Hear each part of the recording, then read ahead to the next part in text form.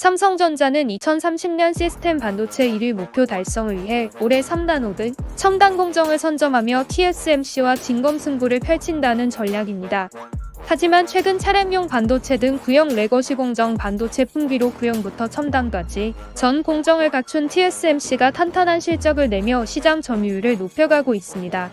업계는 삼성전자가 10나노미터 이하 공정에서는 점유율 차이가 별로 없지만 구형 레거시 라인에서의 TSMC의 경력과 레거시 공정에서 오는 이점 등이 TSMC와의 격차를 좁히는 데 어렵지만 3나노미터 이하의 공정에서는 삼성의 추격이 완성되고 오히려 GA 공정의 성숙으로 삼성의 수율이 더 높아질 것으로 보이며 TSMC와 달리 고객이 결쟁사이기도 한 삼성전자의 구조적인 한계 극복을 위한 대책 마련이 필요해 보인다는 시각도 있습니다. 외신 등에 따르면 TSMC는 지난 한 해 매출량 68조 원, 영업이익 28조 원 올렸습니다. 전년 동기 대비 각각 19%, 14% 상승했습니다.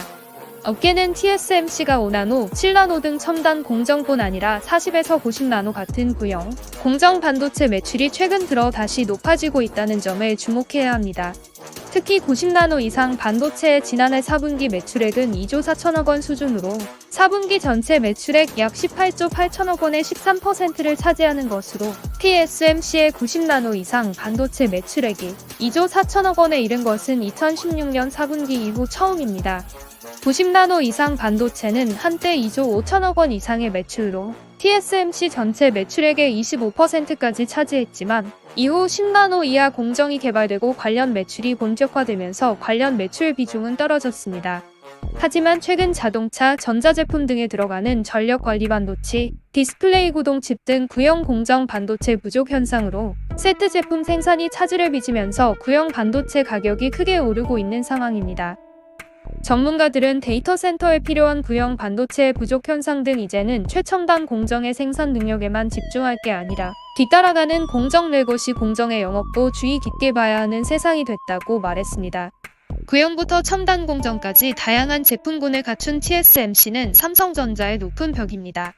업계 관계자는 현재 AP 같은 첨단 칩이 있어도 레거시 반도체가 없어서 완제품을 못 만드는 상황이라며 구형부터 첨단 제품까지 모두 탄탄하게 갖춘 TSMC가 시장을 더 확장하기 유리한 상황인 점은 분명하다고 진단했습니다.